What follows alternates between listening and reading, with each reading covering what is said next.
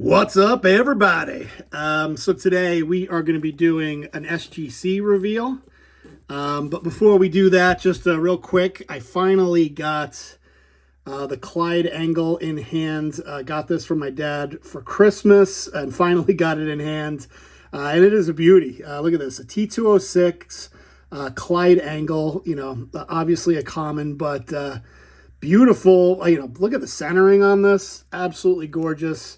What I love about these T206 cards is like every player, you look into them and they all have something something that's interesting about them. And look this guy up, Clyde Engle. By the way, you can see here he's with the New York Highlanders, which is kind of cool as a Yankees fan.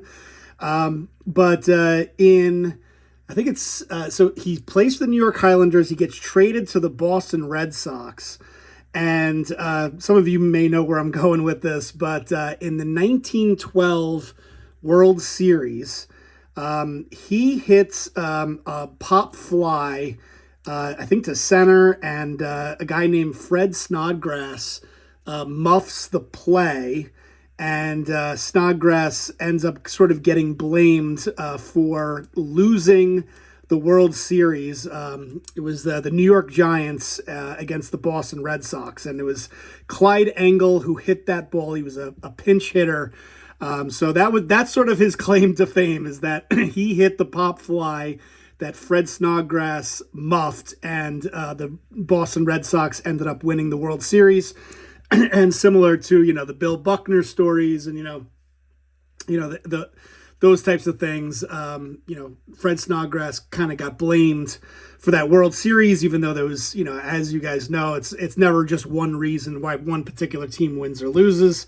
But I just thought that was kind of interesting. Another thing that I just thought was interesting was I was at American Dream Mall yesterday. I don't know if you guys have ever been there. It's in East Rutherford, near the Meadowlands. It is like a crazy mall. There's like a indoor ski resort. There's a water park. There is my son went on a roller coaster called the Shredder, and while we were there was a baseball card show in the middle of the mall. And that's how baseball cards are back, man. I mean, you see a baseball card show. I didn't go to the mall for that reason. It was just with my family, and there was a baseball card show there, and one of the kids there was handing out cards. He saw my son, who is 6, walking around with me, looking at the baseball cards, and he handed this to us, and it was pretty cool. I just wanted to shout that out. Pretty cool here. PBB Give Back. So I don't know. Maybe you could add this person on Instagram. I know I will, but I thought that was cool. Two Yankees, Ron Guidry, Al Leiter, obviously 1989 tops.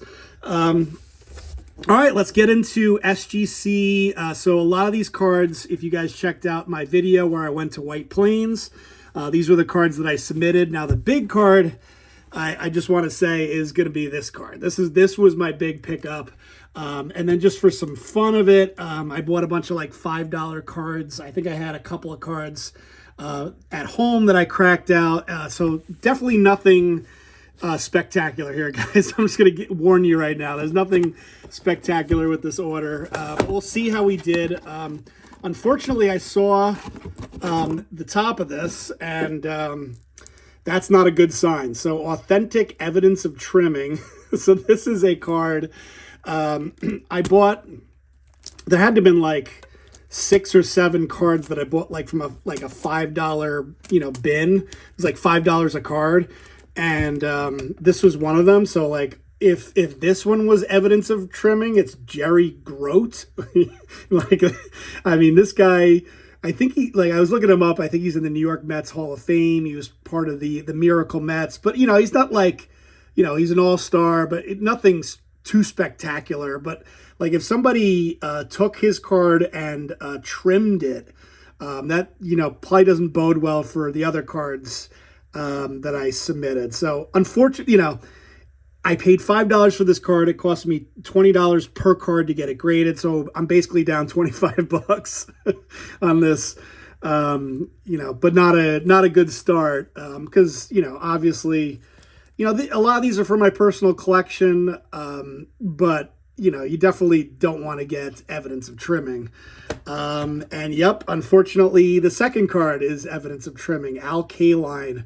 So, it's hard to tell with these. Like, I guess, yeah, I mean, I could see the argument for evidence of trimming, but it won't surprise me if there are other cards in this order that also look like they got evidence of trimming and didn't get and still got a grade. So, all right. So Don Drysdale, 1961 Topps. Yeah, this is another, like, okay, so this one got a 5. So this one didn't have evidence of trimming, I guess. Like, I could totally see somebody being like, oh, that's definitely look at that, evidence of trimming. Why wouldn't that be evidence of trimming? Like, this wasn't evidence of trimming? So, I don't know. Whatever. Like I said, guys, these were like I'm like, $25 in. I don't know. I thought it's always cool to pick up these vintage cards for super cheap.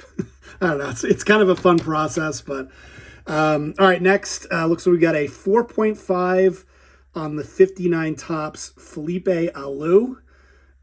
So cool card, but obviously, I didn't expect to get too high of a grade. Just thought it would be nice to slab these up.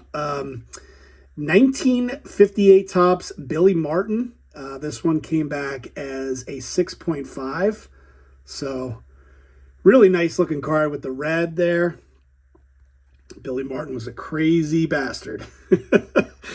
But there you go. Tony Kubek.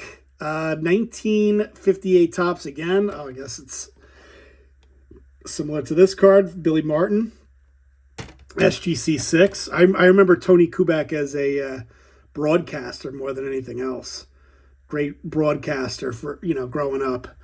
So I believe I have his rookie card. It was part of that, like, I don't know, a while back, I guess like 1,000 cards I submitted, like I bought, and there was like his rookie card was in there. I think I ended up getting it graded at some point. Oh man, ugh, that hurts. 1962 Topps Joe Torre. So this one is not trimmed. It says minimum size not met. So this is a card. This might be the most that I spent on a card. I think it was like $50.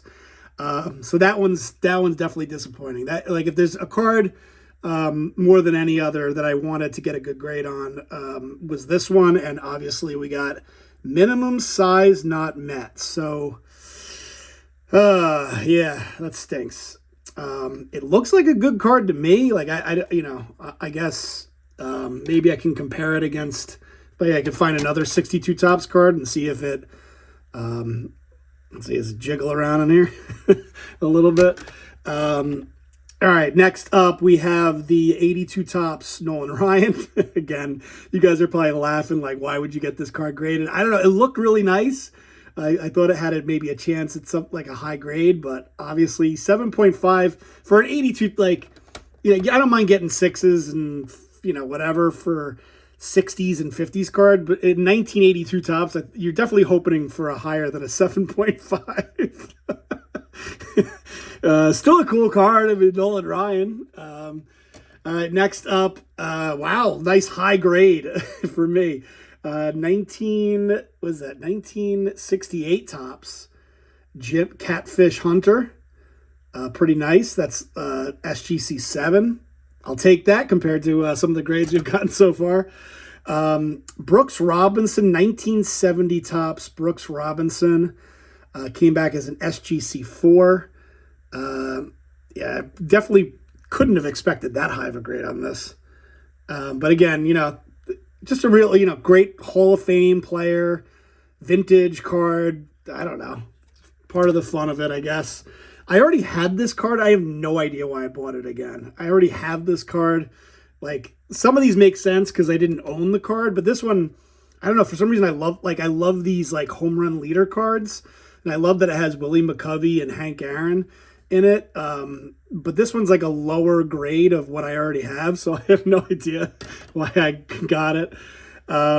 This one, I just think it's cool, like, you got Bo Diaz, Dale Murphy, Lance Parrish, and Ernie Witt. Rookie captures card. So I think I have a version of this card somewhere also. So again, I don't know why I needed to add it again to my collection, but SGC 7 on the 78 tops. This is a nice one. 1971 tops Joe Morgan. That was kind of a generous grade. SGC 7. I'll take that. Doesn't even like, I could definitely see them being like evidence of trimming on this one. It doesn't even like sit properly in the holder. But yeah, I'll take it. This is, I just thought this card was weird and kind of cool. One of the best second basemen ever, Joe Morgan. Then we got Casey Stengel. What has this guy got? Like, I was looking him up the other day. He's got like 9 championships. So I thought that, obviously was the manager during the Yankees, in the 50s, during their dominance in the 50s. So I thought this card was interesting and came back as a 6. Again, I almost like didn't submit it because I'm like, what am I doing? But I just submitted it anyway. I was like, whatever. 65 tops came back as a 6. And nice. This card, 70. This is a good grade. 73 tops. Willie Mays in a 6.5. Definitely thought that. Yeah, definitely think that's generous. 6 point. I'll definitely take a 6.5 on this Willie Mays. 73 tops Willie Mays. This was this was one of the cards that I cracked out. I originally submitted it, and it got authentic. And I was like, I think I screwed up, and I cracked it out and resubmitted it. Here's another card that was authentic, and I resubmitted it. Came back as a 7, it looks like. 73 tops Harmon Killebrew. Then we got an SGC 3 on the 65 tops Willie Mays. I figure you can't go wrong, regardless of what you get on like a Willie Mays, Hank Aaron card.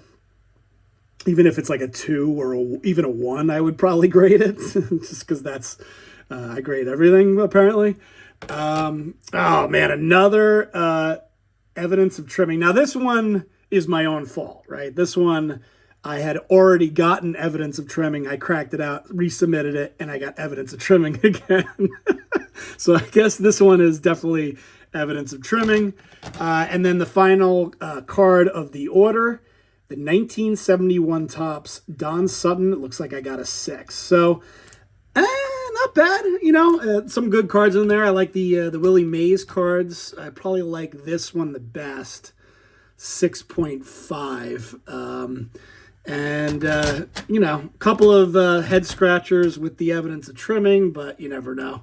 They're probably right. I'll probably just leave it in the holder. No reason to crack it out and keep resubmitting $5 cards.